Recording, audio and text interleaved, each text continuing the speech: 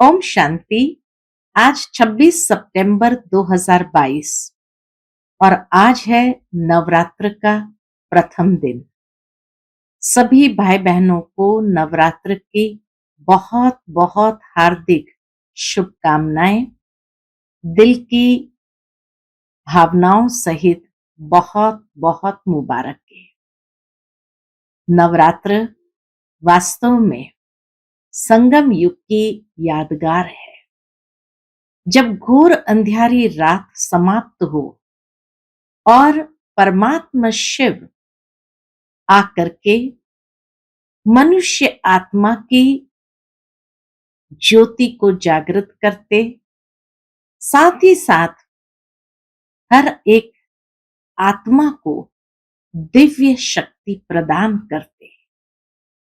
उसी का यादगार कि जिस दिव्य शक्ति से हम अपने जीवन के अंदर संपूर्ण परिवर्तन ला करके अनेक प्रकार की बुराइयों के ऊपर संपूर्ण विजय प्राप्त कर नई दुनिया के लिए स्वयं को तैयार करें, उसी का यादगार त्योहार है।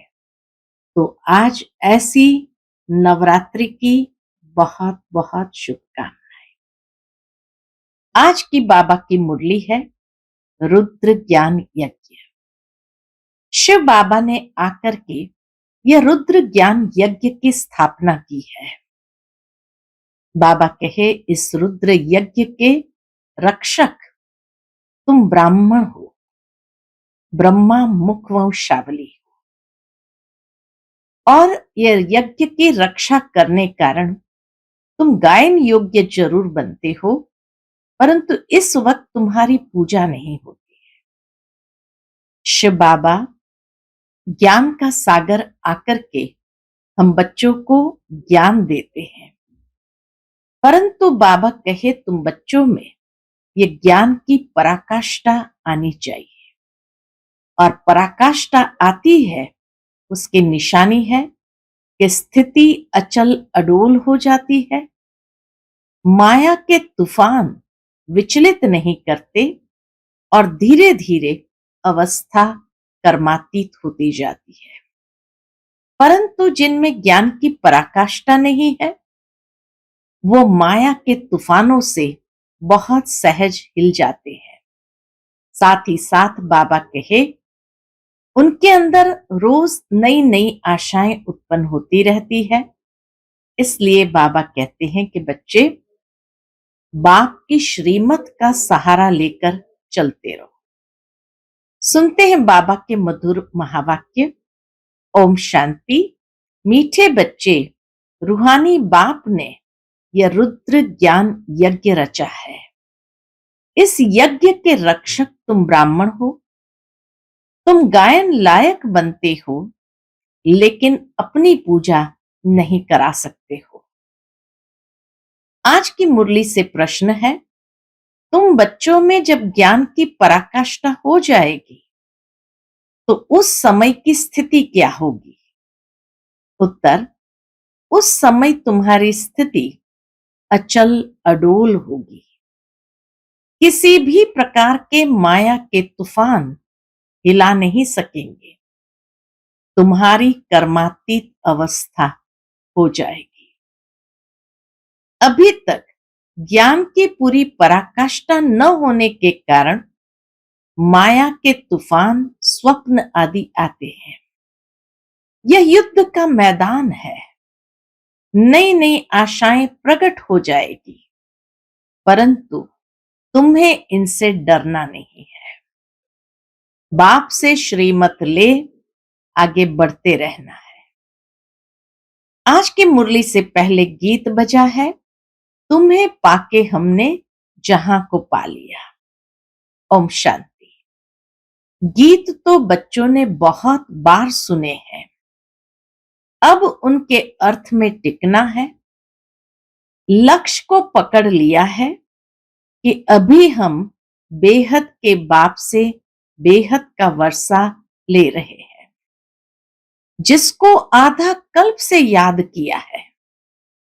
रावण वर्षा छीनता है, दुनिया वाले इस बात को नहीं जानते, तुम बच्चे जानते हो। कौन वर्षा देता, कौन छीनता, बाबा कहे दुनिया वाले तो नहीं जानते। यह रुद्र ज्ञान यज्ञ है, कोई मनुष्य का नहीं।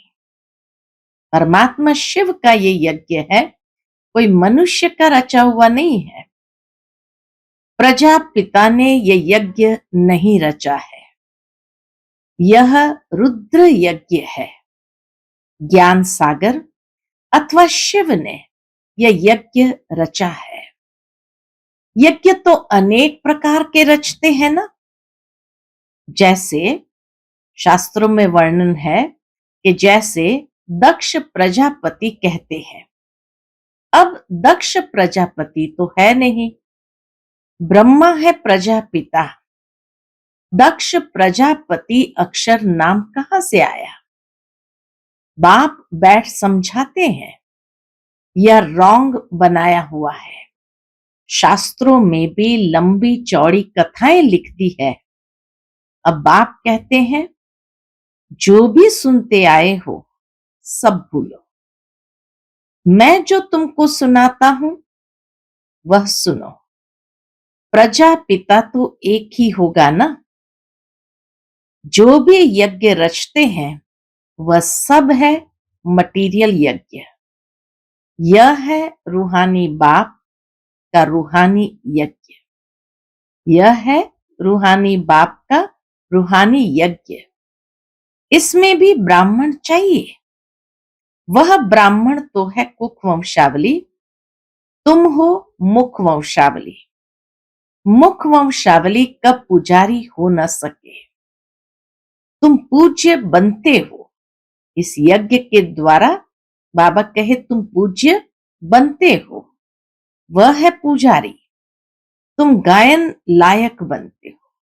इस समय गायन लायक महिमा योग्य बनते हो। तुम्हारी पूजा अभी नहीं हो सकती। अगर देहधारी की पूजा करते हैं तो ये रॉन्ग है। पवित्र है ही सतयुग में देवताएं। हिंदुओं की रस्म रिवाज है, जो स्त्री को कहा जाता है पति ही तुम्हारा गुरु ईश्वर सब कुछ है। बाबा कहे हिंदुओं की ये रस्म रिवाज है कि स्त्री को कहा जाता है पति ही तुम्हारा गुरु ईश्वर सब कुछ है। तो पति के चरण धोकर पीते हैं। आजकल तो वह रिवाज नहीं है। सिविल मैरिज में ये अक्षर नहीं निकालते हैं कि पति तुम्हारा गुरु ईश्वर आदि है। सिविल मैरिज में बाबा कहे ये अक्षर नहीं निकालते हैं कि पति तुम्हारा गुरु ईश्वर आदि है। ये सब है ठगी। इसलिए चित्र भी ऐसा बनाया है कि लक्ष्मी नारायण के पांव दबा रही है। ये भी शास्त्रों में दिखा दिया कि अगर लक्ष्मी पांव दबा सकती है तो आज की स्त्रियों को भी जरूर दबाना चाहिए। तो बाबा कहे ये ठगी है, यह सब है ठगी। इसलिए चित्र भी ऐसा बनाया है कि लक्ष्मी नारायण के पांव दबा रही है। समझते हैं वह भी यह सब करती थी, हिंदू नारी को यह करना चाहिए। हाफ पार्टनर से यह धंधा कराया जाता है क्या? किस्म किस्म के होते हैं। तो जो रस्म देखते हैं वह चित्र बना देते हैं। अब वहां ऐसे थोड़ी हो सकता जो लक्ष्मी बैठ पांव दबाए। बाप कहते हैं मैं द्रौपदी के आकर पांव दबाता हूं। लक्ष्मी ने पांव नहीं दबाए, लेकिन स्वयं भगवान आकर द्रौपदी के पांव दबाते हैं। उन्होंने फिर श्री कृष्ण का रूप दे दिया है। यह सब है व्यर्थ बातें। वहां राम को तो 4 भाई होते नहीं, वहां बच्चा भी तो एक होता है। 4 बच्चे कहां से आए? बाप कहते हैं मैं तुमको इन सब शास्त्रों का सार बताता हूं। यह बातें तुम बच्चों को समझाई जाती है। तुम समझा सकते हो। बाप कहते हैं तुम जो यह कसम उठवाते हैं, कोर्ट में कसम उठवाते हो, वह झूठा उठवाते हो। अब कहते हैं गीता श्री कृष्ण ने गाई, हाथ में गीता उठाते हैं। फिर कहते हैं ईश्वर को हाजिर नाजिर जान सच बोलना। श्री कृष्ण भगवान को हाजिर नाजिर जान ये नहीं कहते, ईश्वर के लिए ही कहते हैं। तो श्री कृष्ण गीता का भगवान है, ये अभी बुद्धि से निकाल दो। बाबा कहे ये अभी बुद्धि से निकाल दो। झूठा कसम होने के कारण उनमें ताकत नहीं रही है। एक्यूरेट है एक धर्मराज, सुप्रीम जज वही सच्चा है। सतयुग में तो जज आदि होते नहीं, क्योंकि वहां कोई ऐसी बात नहीं होती। सब हिसाब किताब चुकतू कर वहां चले जाएंगे। फिर नए सिर सतो प्रधान सतो रजो तमो में आएंगे। हर एक वस्तु जो तुम देखते हो नई से पुरानी जरूर होती है। दुनिया भी नई से पुरानी होती है। यह पुरानी दुनिया है, परंतु कितने तक पुरानी है यह किसको पता नहीं है। कितनी दुनिया पुरानी है ये बाबा कहे पता नहीं है। सदैव 4 भागों में बांटा जाता है। यह भी 4 युग है। पहले नया, फिर चौथा पुराना, फिर आधा पुराना, फिर सारा पुराना हो जाता है। क्वार्टर क्वार्टर कम होते होते सारा पुराना हो जाता है, बिल्कुल ही टूटने के लायक हो जाता है। इस कल्प की आयु 5000 वर्ष है। अभी तुम हो अंत में। अंतिम जन्म में तुम बाप से वर्षा पाते हो 21 जन्मों के लिए। सतयुग त्रेता में 21 जन्म, द्वापर कलयुग में 63 जन्म क्यों होते हैं? क्योंकि पतित बनने से आयु कम हो जाती है। आधा कल्प आयु बड़ी होती है। अभी तुम योग सीखते हो। तुम बच्चे यहाँ योग व याद सीखने के लिए नहीं आए हो। यहाँ तुम आते हो सन्मुख मुरली सुनने। मुरली तो बहुत प्यारी लगती है। योग तो तुम कहां भी बैठकर कर सकते हो। स्टूडेंट के इम्तिहान का जब टाइम होता है तो कहां भी होंगे, बुद्धि में इम्तिहान की ही बातें घूमती रहेगी। यहां तुम्हारी पढ़ाई और योग इकट्ठे हैं। पढ़ाने वाले को भी याद करना पड़े। बाप कहते हैं मां में कम याद करो। भूल से श्री कृष्ण का नाम डाल दिया है। सन्यासी आदि तो श्री कृष्ण को याद करते नहीं है। बाकी किसने कहा मन मनाभो? अक्षर किसने कहा मन मनाभो? तत्व व ब्रह्म तो नहीं कह सकता। बाप इस मुख का आधार लेकर कहते हैं बच्चे मां में कम याद करो। यह सब पॉइंट्स बुद्धि में धारण करनी होती है, फिर समझाना होता है। कांग्रेसी लोग कितना आवाज से बोलते थे। उन्हों का लीडर था बापूजी।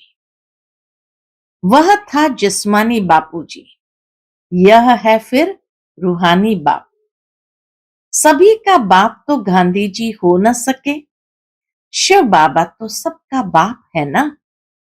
ब्रह्मा भी बाप है जरूर। ब्रह्मा भी बाप है जरूर, परंतु इस समय सिर्फ तुम जानते हो। सारी दुनिया तो नहीं मानेगी क्योंकि समझते नहीं। यहां हम बापू निराकार शिव बाबा को कहते हैं। वह सभी का बाप है। बच्चों को कितनी पॉइंट्स समझाते हैं, कभी आत्मा पर, कभी परमात्मा पर, कभी शास्त्रों पर, ढेर के ढेर भारत में शास्त्र है, और धर्म वालों का तो एक ही शास्त्र होता है। यहाँ तो अनेक शास्त्र है। फॉलोअर्स भी जो कुछ सुनते सत सत करते रहते हैं। एम ऑब्जेक्ट कुछ भी नहीं। जैसे राधा स्वामी पंथ है। अब नाम तो रखा है राधा स्वामी। राधे का स्वामी तो भी कृष्ण है। बाबा कहे राधे का स्वामी तो भी कृष्ण है। वास्तव में जिस रूप से भारतवासी श्री कृष्ण को समझते हैं वैसे है नहीं। राधे का स्वामी तो श्री कृष्ण है। वास्तव में जिस रूप से भारतवासी श्री कृष्ण को समझते हैं वैसे है नहीं। राधे तो कुमारी है, श्री कृष्ण कुमार है। फिर कृष्ण को स्वामी कैसे कहेंगे? जब स्वयंवर बाद लक्ष्मी नारायण बने तब स्वामी कहा जाए। छोटेपन में तो आपस में खेल पाल करते हैं, तो वह कोई पक्का स्वामी थोड़ी हुआ। बहुत है जो सगाई को भी तोड़ देते हैं। अब लक्ष्मी नारायण तो दिखाते हैं, परंतु नारायण के बाप का नाम क्या है कभी बता न सके। अब श्री कृष्ण के माँ बाप दिखाते हैं। राधे और श्री कृष्ण दोनों के माँ बाप अलग अलग है। राधे और जगह की थी, श्री कृष्ण फिर और जगह का था। सतयुग की बातों का सारा अगड़म बगड़म कर दिया है। बाबा कहे सतयुग की सारी बातों का अगड़म बगड़म कर दिया है। लक्ष्मी नारायण के माँ बाप का नाम कहाँ है? नारायण का बर्थ कहाँ? ये कोई भी नहीं जानते कि राधे कृष्ण ही फिर लक्ष्मी नारायण बनते हैं। बाप कहते हैं भक्ति मार्ग की कितनी बड़ी सामग्री है। ज्ञान में तो सिर्फ बीज को जानना होता है। बीज के ज्ञान से सारा झाड़ बुद्धि में आ जाता है। तुम जानते हो ऊंच ते ऊंच भगवान है जो परम धाम में रहते हैं। वहां तो सभी आत्माएं रहती है। सूक्ष्म वतन में तो है सिर्फ ब्रह्मा विष्णु शंकर। ब्रह्मा और विष्णु तो पुनर्जन्म में आते हैं, बाकी शंकर नहीं आता। जैसे शिव बाबा सूक्ष्म है वैसे शंकर भी सूक्ष्म है, तो उन्होंने फिर शिव शंकर को इकट्ठा कर दिया है। परंतु है तो अलग अलग ना। शिव बाबा ब्रह्मा द्वारा स्थापना, विष्णु द्वारा पालना, फिर शंकर द्वारा विनाश कराते हैं। ब्रह्मा सो विष्णु हो जाता है, ब्रह्मा सरस्वती सो लक्ष्मी नारायण बनते हैं। ततत्वम, तुम भी देवता घराने के हो ना, तो बाप तुम्हें सब राज समझाते रहते हैं। बाकी धारणा करने वाले नंबरवार है। जिसने जो पद कल्प पहले पाया था वही पुरुषार्थ चल रहा है। पुरुषार्थ बिगर प्रारब्ध बन न सके। पुरुषार्थ से समझा जाता है कल्प पहले भी इसने इतना किया था। अभी तुम्हारी पढ़ाई चल रही है। रुद्र माला विष्णु की माला गाई जाती है, बाकी ब्राह्मणों की माला है नहीं। क्यों? क्योंकि पुरुषार्थी है। आज अच्छा चलते हैं, कल माया का गुस्सा लग पड़ता है। रुद्र माला बनने से फिर ट्रांसफर हो जाएंगी।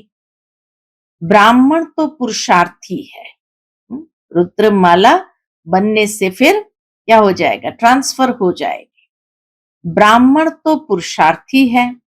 आज अच्छा चलते हैं तो कल गिर पड़ते हैं, तो माला बन न सके। आगे माला बनती थी, फिर 3-4 नंबर में आने वाले आज है नहीं। ये युद्ध का मैदान है ना। कुछ भी बात समझ में न आए तो पूछो, क्योंकि तुमको औरों को भी समझाना है। कच्चे जो है वो मूंज पड़ते हैं। ब्राह्मणों में भी नंबरवार है। कोई कोई तो पूछते भी है कि बाबा ने समझाया है माया के तूफान बहुत आएंगे, तो हम उन पर कैसे विजयी बने। अनुभवी टीचर न हो तो कैसे समझा सकेगी। बाप समझाते हैं ये माया के तूफान, स्वप्न आदि सब आएंगे। जब तक ज्ञान की पूरी पराकाष्ठा आ जाए, कर्मातीत अवस्था हो, इस समय तो बहुत आएंगे। बूढ़ों को और ही जवान बना देंगे, नई नई आशाएं प्रकट करेंगे। तुम कहेंगे आगे तो कभी ऐसे ख्याल भी नहीं आते थे। अरे युद्ध के मैदान में तो तुम अभी आए हो। वैद्य लोग कहते हैं कि इस दवाई से बीमारी सारी बाहर निकलेगी। तो बाबा अनुभवी है, सब कुछ बतलाते रहते हैं। इससे जरा भी डरना नहीं। कहते हैं ज्ञान में आने से तो पता नहीं क्या हो गया है, इससे तो भक्ति अच्छी। बाबा तो कहते हैं बल जाओ भक्ति में। अगर भक्ति अच्छी तो बल जाओ भक्ति में, वहां तुमको ये तूफान नहीं आएंगे। बाबा तो सब बातें समझाते हैं। रोज सुनने वालों की बुद्धि में पूरी धारणा होगी। मुख्य है ही नॉलेज से काम, फिर भल कहां भी जाओ। मुरली तुमको मिलती रहेगी। मुरली पढ़ने की मिलिट्री में भी मना नहीं हो सकती। मिलिट्री को ऐसे थोड़ी कहेंगे कि बाइबल व ग्रंथ आदि नहीं पढ़ो। बाबा कहे मिलिट्री वालों को ऐसे थोड़ी कहेंगे कि बाइबल व ग्रंथ आदि नहीं पढ़ो। सब पढ़ते हैं, उन्हों के मंदिर भी होते हैं, तो मुरली कहां भी मिल सकती है। फिर भी तो लक्ष्य मिला हुआ है ना। मुख्य बात है ही बाप का परिचय देना। पहले तो निश्चय बैठे कि हमको पढ़ाने वाला नॉलेजफुल गॉड फादर है, तब और बातों को समझ सकेंगे। गॉड फादर कैसे आकर पढ़ाते हैं ये किसको पता नहीं है। लिखा हुआ भी है, भगवान वाच, उनका नाम शिव है। परम आत्मा है ना, परम अर्थात सुप्रीम। परम धाम में तो सब रहते हैं। आत्माओं में भी सुप्रीम पार्ट तो किसका होगा ना। उनको क्रिएटर, डायरेक्टर, मुख्य एक्टर कहा जाता है। वह है रचयिता, करण करावनहार, फिर पाठधारी भी है। इसमें आकर कितना पाठ बजाते हैं, जिससे भारत स्वर्ग बनता है। ऊंचते ऊंच बाप शिव बाबा आया, क्या आकर किया, क्या आकर किया, कुछ भी नहीं जानते। कल्प की आयु ही लंबी कर दी है। बाप कहते हैं मुझे आना ही है कलयुग अंत और सतयुग आदि में। सतयुग में लक्ष्मी नारायण का राज्य था, पावन दुनिया थी। हम सो पावन, फिर हम सो पतित। चढ़ती कला उतरती कला कैसे होती है, अभी यह सब तुम्हारी बुद्धि में है। बाप कहते हैं बच्चे, सबको बाप का परिचय देते रहो। बाप जब स्वर्ग का रचयिता है तो जरूर हमको स्वर्ग की बादशाही मिलनी चाहिए। भारत को थी, अब नहीं है, इसलिए भगवान को आना ही पड़ता है। भारत ही शिव बाबा का बर्थ प्लेस है। आकर तुमको स्वर्गवासी बनाया था, अब तुम भूल गए हो। भूल और अभूल का यह खेल है। इस नॉलेज को भूलने से फिर उतरती कला होती है। 1 सेकंड में जीवन मुक्ति, चढ़ती कला। जीवन बंध में कितना समय लगा, यह बातें शास्त्रों में थोड़ी है। जनक की बात है ना, बाप कहते हैं जो भी कुछ पढ़ा है सब भूल जाओ। बाप, टीचर, सतगुरु मैं ही हूं। 21 जन्म का तुमको वर्षा देता हूं, फिर भी अहो मम माया तुम कब्रिस्तानी बना देती हो।